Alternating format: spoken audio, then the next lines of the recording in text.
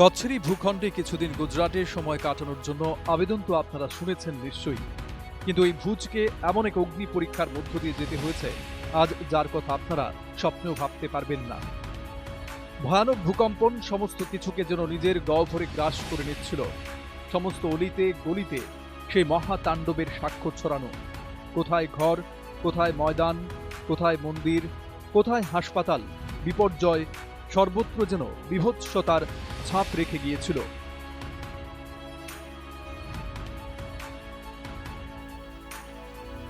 কিন্তু কিছু নীতিগত সিদ্ধান্ত এবং এক ইচ্ছে শক্তির জোরেই ভুজের সেই ধ্বংসের ছবিকে বদলে ফেলার কাজ শুরু হলো। ইচ্ছে শক্তি, রাজনৈতিক নেতৃত্ব এবং অগ্রাধিকারের বিষয়গুলি সম্পর্কে সচেতনতা, ত্রাণ সামগ্রী ও অন্য উপাদানের যথাযথ বণ্টন, বিজ্ঞানসম্মত চিন্তা ও সমাধান সূত্র অন্বেষণ, সে সঙ্গে ভবিষ্যতের প্রয়োজন সম্পর্কে ওয়াকিবহাল থাকার মতো সুনির্দিষ্ট দিকগুলিতে কেন্দ্রীভূত ছিল।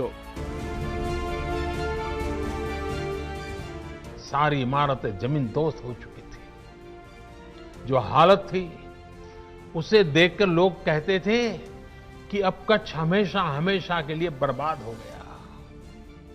इस भूकंप के कुछ महीने बाद मुझे गुजरात का मुख्यमंत्री के रूप में दायित्व निभाने की जिम्मेवारी आ गई।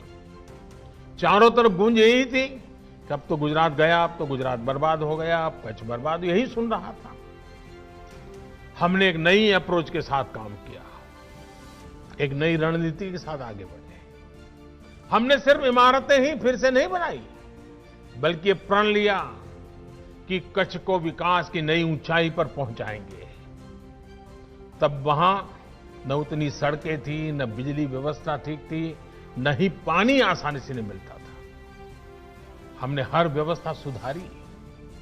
हम सैकड़ों किलोमीटर लंबी नहरें बनाकर कच्छ तक पानी लेकर गए, पाइपलाइन से पानी ले गए। कच्छ की हालत ऐसी थी कि वहां टूरिज्म के बारे में कोई सोच भी नहीं सकता था। বিপর্যয় হচ্ছে কালের কঠোর সত্য, কিন্তু এর সঙ্গে লড়াইয়ের দৃষ্টিকোণ থেকে নিরন্তর প্রস্তুতির দাবি যেন উচ্চকিত হচ্ছিল। কোনো সময়ের ভূকম্প যদি ভুজের অবস্থাকে 20 বছর এগিয়ে নিয়ে গিয়ে থাকে, তবে সেটা ভুল কিছু মোটেই নয়। এর একটা নিজস্ব কারণও আছে।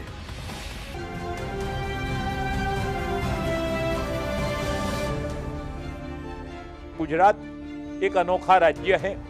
इन्होंने इस आपत्ति को एक अवसर बना के कच्छ का नवनिर्माण किया और जहां जहां भी क्षति हुई थी उनको क्षतिपूर्ति के लिए कई तरह के पैकेज बनाए। जो लोगों का जान गंवा चुके थे उनके लिए हम निसहाय थे, किंतु जो भी प्रवृत्तियां रुकी थी, जो मिलकतें नष्ट हुई थी, उनका पुनर्निर्माण का काम गुजरात ने जिस तेजी से करीबन 2-3 साल की अवधि में किया, पूरे नए नगर बसाए, ये कार्य आज भी अंतर्राष्ट्रीय क्षेत्र में एक उदाहरण रूप गिना जाता है। 2001 के भूकंप के बाद यूँ समझो कि पहले ऐसा लग रहा था कि भूकंप ने सब विनाश कर दिया, लेकिन हकीकत में उसके बाद जो डेवलपिंग हुआ है, यहाँ का एजुकेशन कल्चर, वो फिजिकल हो या प्रैक्टिकल हो, सभी तरह से इसमें पूरा पॉजिटिव बदलाव आया है। डिजिटल माध्यम से बच्चे स्कूल में पढ़ाई कर रहे हैं, वेल एजुकेटेड टीचर यहाँ पे बच्चों को पढ़ाते हैं। नीतियाँ तो सब बनती है, मगर जो मेन बात है उसकी इम्प्लीमेंटेशन की होती है। और नरेंद्र मोदी आते ही जो इम्प्लीमेंटेशन की जिसमें जो झड़प आई वो बेमिसाल थी, मैं समझता हूँ। और ओवरऑल अगर देखा जाए तो सिर्फ गवर्नमेंट नहीं, सेंट्रल गवर्नमेंट भी ने भी इतना ही रोल अच्छा प्ले किया। গুজরাটের কচ্ছ, ভুজ, ভরুচ, আঞ্জার, গান্ধীনগর, রাজকোটের মতো জায়গায় বিশ্বের ইতিহাসে সবচেয়ে ভয়ানক ভূকম্পনের মধ্যে অন্যতম এই নজিরকে প্রত্যক্ষ করার পর রাজ্যের মুখ্যমন্ত্রী হিসেবে নরেন্দ্র মোদী সামনের সারিতে থেকে এই কথায় বিশ্বাস এবং অনুভব করিয়েছেন যে এই সমস্যা মোকাবেলার সময় সেনাবাহিনীর সঙ্গে সেনাপতিকেও একই ধরনের গুরুত্ব, পরিশ্রম এবং দৃঢ়তার সঙ্গে লড়াইতে জুড়ে থাকাই একজন প্রকৃত নেতার বৈশিষ্ট্য। তখনকার গুজরাটের মুখ্যমন্ত্রী নরেন্দ্র মোদী রাজ্যে বিপর্যয় মোকাবেলার ক্ষেত্রে এক বলিষ্ঠ ভিত্তি রচনা করেছিলেন। এরপরে জাতীয় পর্যায়ে বিপর্যয়ের সঙ্গে লড়াই করা এবং বিজয়ের পথ পেয়ে গেলেন।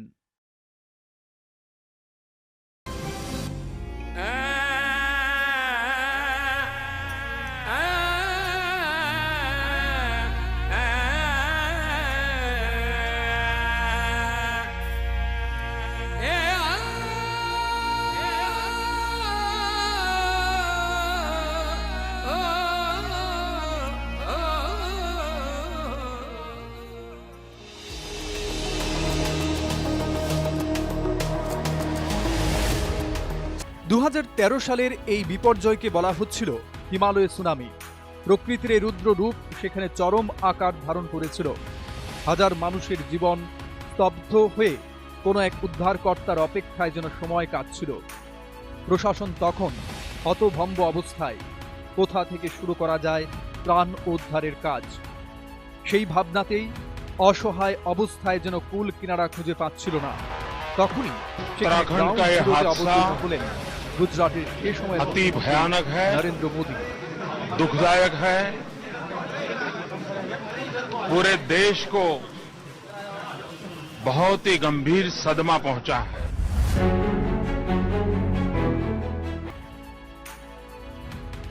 প্রকৃতির এই তাণ্ডবের বিরুদ্ধে লড়াইতে নেমে পড়লেন নরেন্দ্র মোদী। অন্য একটি রাজ্যেও চিন্তা ভাবনা এমন, পরিকল্পনা এমন যে সেই তাণ্ডব সয়ে চলা কেদারনাথ ধামে সেই সময়ে তিনি উদ্যোগ নিয়ে একদিনে সেখানে আটকে পড়া গুজরাট ও অন্য রাজ্যের প্রায় 15,000 মানুষকে নিরাপদ উদ্ধারের কাজ সম্পন্ন করতে পেরেছিলেন। জনসেবায় সমর্পিত থাকার এক অসাধারণ উদাহরণ ছিল সেটা। বাবা কেদারনাথের মন্দির যেন ভক্তদের কাছে পুনর্নির্মাণের আবেদন জানাচ্ছিল। সেক্ষেত্রেও নরেন্দ্র মোদী সবচেয়ে আগে এসে উপস্থিত হলেন। ক্ষতিগ্রস্ত কেদারনাথ মন্দির পুনর্নির্মাণের প্রস্তাবও তখন নরেন্দ্র মোদী রেখেছিলেন। কিন্তু 2014 পরে সেই সময়ও হাজির হলো, যখন বাবা কেদারনাথের মন্দির ভক্তদের সামনে নতুন চেহারায় প্রতিভাত হলো। আর এর কৃতিত্ব দিতেই হয় প্রধানমন্ত্রী নরেন্দ্র মোদীকে।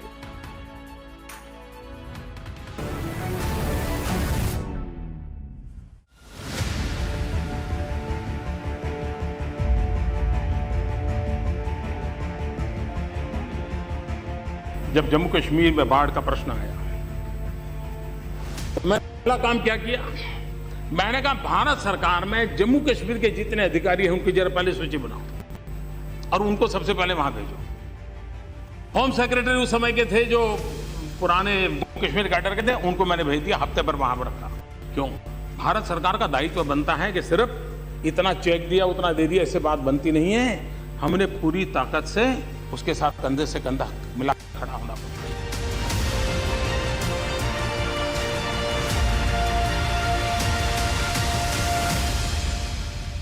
जो भी रेस्क्यू हमारे पास मेडिकल कैंप आया, आर्मी की तरफ से आया, जो भी टेंट मिले हमें वो आर्मी की तरफ से आया, पानी आया वो आर्मी की तरफ से आया। पुल के ऊपर खड़े हुए, फिर उनको बोला आओ आओ, फिर ये लोग आए हेलीकॉप्टर वाले, उन्होंने बड़ी रिस्क से फिर वहाँ हमको सीधे लेके गए।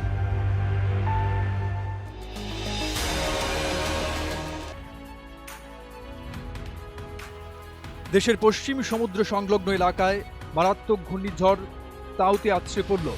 মহারাষ্ট্র ও গুজরাটের উপকূলবর্তী এলাকায় ব্যাপক ক্ষয়ক্ষতির আশঙ্কা তৈরি হলো। এমন মনে হচ্ছিল যেন আকাশ তাণ্ডব লীলা শুরু করেছে। ঘূর্ণিঝড় তো দুর্বল হলো, কিন্তু ঝড়ের প্রভাবে 16,000-এর বেশি ঘর ধ্বংসস্তূপে পরিণত হলো। এর সঙ্গে 40,000-এর বেশি গাছ এবং 1,000-এর বেশি বিদ্যুতের খুঁটি উপড়ে গেল। দেশের প্রধানমন্ত্রী প্রভাবিত রাজ্যগুলির সঙ্গে সম্মিলিতভাবে প্রস্তুতি সম্পন্ন করলেন। অভিজ্ঞতা এবং বিপর্যয়ের প্রাক প্রস্তুতি কার্যকর হয়ে উঠল। সার্বিক বিপর্যয় মোকাবেলার বহু বছরের অভিজ্ঞতা কাজে আসতে শুরু করল। বিপর্যয় যত বড়ই হোক, সে ধ্বংসের চেয়ে সৃষ্টির সুযোগই বেশি দেয়। এই ভাবনাতেই বিপর্যয়ের পূর্বানুমান এবং প্রস্তুতি সেই স্তরে মানে প্রাতিষ্ঠানিকভাবে পাকাপুক্ত করল। গুজরাটের পর এখন ভারতের প্রধানমন্ত্রী নরেন্দ্র মোদীর নেতৃত্বে বিপর্যয় মোকাবেলা এক চমকদার সফলতার প্রতীক হয়ে উঠেছে, এক আদর্শ মডেল। কিন্তু কিভাবে? যিনি বিগত 7 বছরে এই পরিবর্তনকে বাস্তবে পরিণত করেছেন।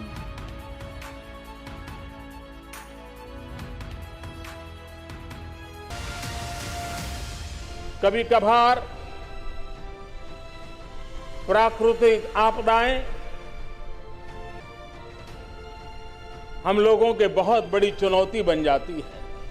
मैं देशवासियों को विश्वास दिलाता हूं कि ऐसे संकट के समय पूर्ण संवेदनशीलता के साथ जन सामान्य की सुखाकारी के लिए, सुरक्षा के लिए कुछ भी करने में हम कमी नहीं रहने देंगे।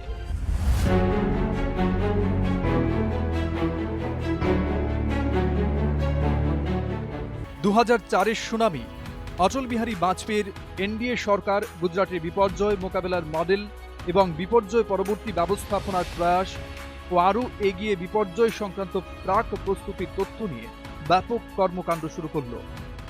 এরই ফসল হিসেবে 2005-এ জাতীয় বিপর্যয় মোকাবেলা কর্তৃপক্ষ এবং জাতীয় বিপর্যয় প্রশমন বাহিনী গঠিত হয়, কিন্তু এই প্রতিষ্ঠানও এক স্পষ্ট ছবির অনুসন্ধানে ছিল। তারপরে এলো সেবা, সমর্পণ এবং ইচ্ছা শক্তির এক নতুন সময়, যেখানে স্বপ্ন ছিল নতুন ভারতের। সেই স্বপ্নের রথে চড়েই 2016-তে দেশের বিপর্যয় ব্যবস্থাপনার নতুন কর্মসূচি তৈরি হলো। প্রধানমন্ত্রী নরেন্দ্র মোদী বিপর্যয় ব্যবস্থাপনা সংক্রান্ত 10 দফা কর্মসূচি দেশবাসীর সামনে প্রকাশ করলেন। এই কর্মসূচিতে প্রতিটি বিপর্যয়ের পর এর পর্যালোচনার পাশাপাশি গবেষণার বিষয় যুক্ত করা হয়। স্পষ্ট লক্ষ্য ছিল যে প্রস্তুতিতেই বুদ্ধিমত্তার পরিচয়, কিন্তু এর বেশ কিছু দিক ছিল। প্রধানমন্ত্রী মোদী বিপর্যয় ব্যবস্থাপনার ভাবনাকে নতুন ধাঁচে তৈরি করলেন। আগে যেখানে বিপর্যয়ের পর ত্রাণ ও উদ্ধারের কাজে জোর দেওয়া হতো, সেখানে এখন লক্ষ্য স্থির করা হলো যাতে কোনো ক্ষয়ক্ষতি না হতে দেওয়া হয়। প্রধানমন্ত্রীর 10 দফা কর্মসূচিতে এতেই বেশি জোর দেওয়া হলো যে বিপর্যয় ব্যবস্থাপনাতে ঝুঁকি প্রশমনের দিকগুলি সমস্ত ক্ষেত্রে যেন পৌঁছানো যায়, যাতে গরিব পরিবারগুলি এবং সবচেয়ে বেশি যাদের প্রয়োজন তাদের ঝুঁকির বিষয়টিকে আওতাভুক্তির বিষয়টিতে যেন বিশেষ মনোযোগ দেওয়া হয়, যেমন বয়স্ক ব্যক্তি এবং দিব্যাঙ্গজনেরা। বিপর্যয় ব্যবস্থাপনায় মহিলাদের নেতৃত্ব এবং অংশীদারিত্বে যেন উৎসাহ প্রদান করা হয়। Encourage greater involvement and leadership of women in disaster risk management. We must train a large number of women volunteers to support special needs of women affected by disasters. We need women engineers, masons, and building artisans supporting reconstruction, and women self-help groups assisting livelihood recovery. আন্তর্জাতিক পর্যায়ে ঝুঁকি সংক্রান্ত ম্যাপিংয়ে যেন বিনিয়োগ করা হয়। तकनीकी हर स्तर पर इस्तेमाल को सुनिश्चित करते हुए स्थानीय स्तर पर क्षमता निर्माण की दृष्टि भी सामने रखी गई। जोर दिलेन जे पीएम मोदी ने जोर दिया থেকে कि শেখার किसी সুযোগ भी आपदा से सीखने का ছাড়া मौका করা উচিত गंवाना নয়। नहीं चाहिए। পরিস্থিতি हालात বদলে গেল। बदले। एक तरफ একদিকে याद करें कांडला तक पर हुए चक्रवात को, जहां दसियों हजार काल के गाल में समा गए, হাজারো लेकिन ক্ষয়ক্ষতির अब नई হিসেব উঠে नीति এসেছিল। लोगों की কিন্তু सुरक्षा নতুন को নীতিতে तय किया है। এখন মানুষের নিরাপত্তার All বিষয়টা development স্থির করা sector হলো। must imbibe the principles of disaster risk management. This will ensure that all development projects, airports, roads, canals, hospitals, bridges are built to appropriate standards and contribute to the resilience of communities they seek to serve. The best available standards of disaster safety. This is a smart strategy which pays off in the long term. প্রধানমন্ত্রী এই বিষয়টি খুব ভালোভাবে জানতেন যে বিপর্যয় সীমানা মানে না, আর এতেও সেই দেশ সক্রিয় যার আদর্শ বসুধৈব কুটুম্বকমের। যখন পাশের দেশ নেপাল প্রবল ভূমিকম্পে থরথর করে কাঁপছিল, সেখানে সবার আগে সাহায্যের হাত বাড়িয়ে দিল ভারত। ভুজের ব্যথা ও প্রয়োজনের বিষয়গুলি উপলব্ধির মাধ্যমে প্রধানমন্ত্রী এসেছিলেন। এজন্যই হয়তো তিনি বলেছিলেন, নেপালের দুঃখ ভারতের দুঃখ, প্রত্যেক নেপালবাসীর চোখের জল মুছাবো। ভারত শুধু নেপালের মানুষই নয়, বিশ্বের আরো অনেক দেশের মানুষের চোখের জল মুছিয়েছে, বিপর্যয় থেকে উদ্ধার করেছে। आपके दुख में आपके साथ है, लेकिन मानवता की अपनी एक ताकत होती है। 125 करोड़ देशवासियों के लिए नेपाल अपना है, उन लोगों का दुख भी हमारा दुख है। भारत पूरी कोशिश करेगा इस आपदा के समय हर नेपाली के आंसू भी पहुंचेंगे, उनका हाथ भी पकड़ेंगे। इसी में एक बड़ी पहल रही आपदा के लिए अंतर्राष्ट्रीय प्रतिक्रिया में अधिक से अधिक सामंजस्य लाना, जिसकी बानगी बनी दक्षिण एशियाई देशों के लिए एक अलग उपग्रह, जिसे प्रधानमंत्री मोदी की अगुवाई में बेहद जल्दी ही सच्चाई में बदल दिया गया। খুব সহসাই বাস্তবে রূপায়িত করা হলো।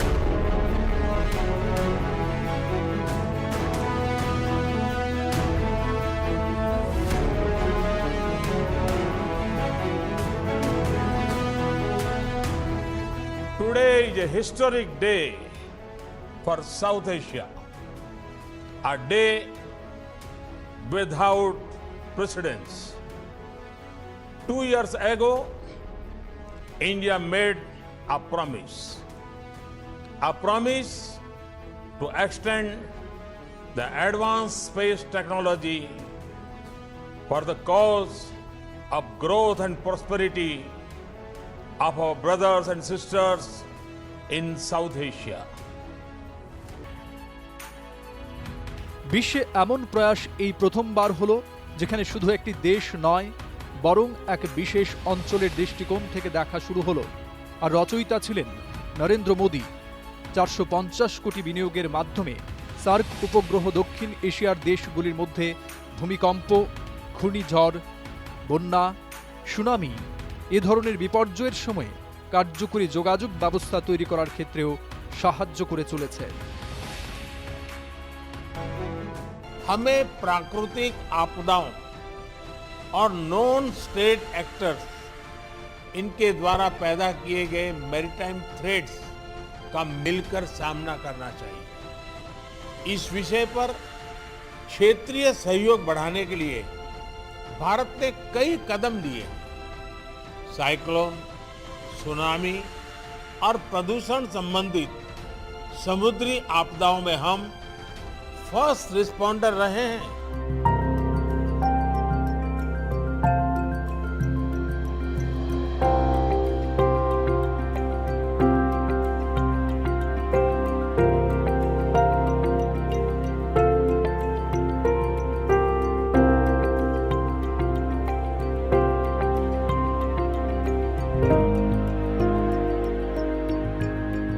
केंद्र राज्य सरकार की टीमें और यहाँ की डिस्ट्रिक्ट मशीनरी, यहाँ की ग्रास रूट लेवल की मशीनरी, सबने इतने कोऑर्डिनेशन से काम किया। दूसरा, मैं आज देशवासियों को भी कहना चाहूँगा कि जिस प्रकार से उड़ीसा के नागरिकों ने और हमारे मछुआरे भाइयों बहनों ने सरकार की सभी सूचनाओं का पूरा पालन किया, वरना होता क्या है, हम कहेंगे मुसीबत आएगी घर खाली करो, कोई खाली नहीं करता। इस बार उड़ीसा के नागरिकों ने बहुत ही अच्छा काम किया, वो अभिनंदन के पात्र है।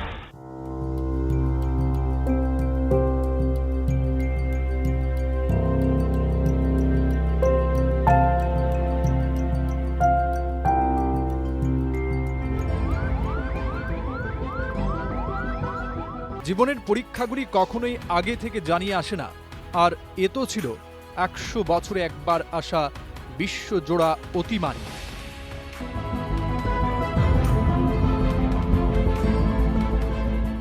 ভয় তো ছিলই, কিন্তু সে সঙ্গে প্রস্তুতিও ছিল ব্যাপক। প্রধানমন্ত্রী নরেন্দ্র মোদী যেন করোনা অতিমারীর সংকটে নিজেকে সমর্পিত করলেন শুধুমাত্র সমাজের সমস্ত শ্রেণীর সঙ্গে কথা বলা বা ভরসা যোগানোই নয়, এই অতিমারী থেকে আত্মনির্ভরতা এবং সুযোগ সৃষ্টির অবকাশ গড়ে তোলা হলো।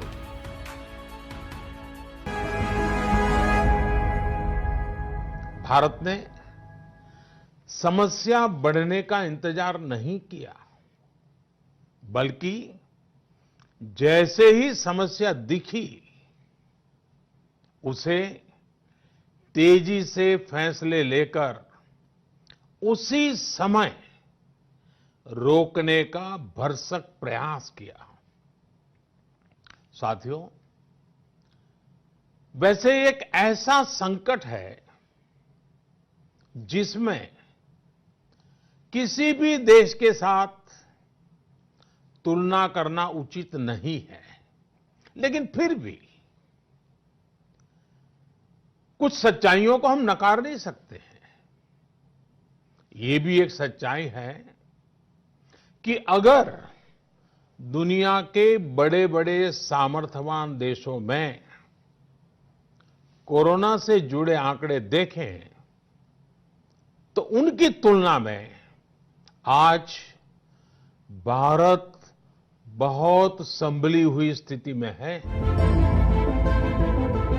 इस संकट के समय भी लोगों के सकारात्मक এই সংকটের সময় মানুষের ইতিবাচক সংকল্প এবং মোদী সরকারের প্রতি দৃঢ় বিশ্বাসের ফসল হিসেবে বর্তমান সময়ের সবচেয়ে বড় চাহিদার দিক ভারত आत्मनिर्भरता के पायदान पर আত্মনির্ভর হয়ে ওঠার সিঁড়ি চড়তে থাকল। मास्क থেকে ভেন্টিলেটর से और लेकर অক্সিজেনের সহজলভ্যতা और बाद খুব में কম ऑक्सीजन की সময়ে করোনার उपलब्धता ने দ্বিতীয় ঢেউকে कम নতজানু समय করে में ছাড়ল। कोरोना की दूसरी लहर को घुटनों तक ला दिया। परिस्थितियों ने आपको अपनी क्षमताओं की नई तरह से परीक्षा देने का अवसर दिया है।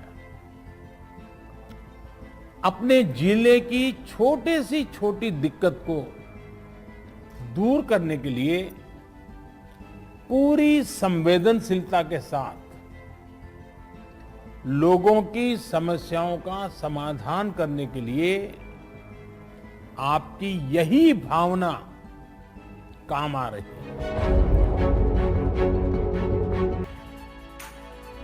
আর এখন আমরা সাক্ষী হয়ে চলেছি বিশ্বের সবচেয়ে বড় টিকাকরণ অভিযানের। এ তো নেহাত এক বিপর্যয় মোকাবেলার বিষয় ছিল না, এ ছিল সেই প্রস্তুতির সুফল যা নিরন্তর নজরদারি, প্রয়োজনীয় উপাদানের বিতরণ, আসন্ন সময়কে যাচাই করে চলা সতর্ক দৃষ্টি, বিশেষজ্ঞদের সহযোগিতা এবং সেই সঙ্গে জনকল্যাণের সংকল্প। এই সংকল্পই তো যাতে আজ এবং কালকের সাফল্য নিশ্চিত হয়ে যাবেই।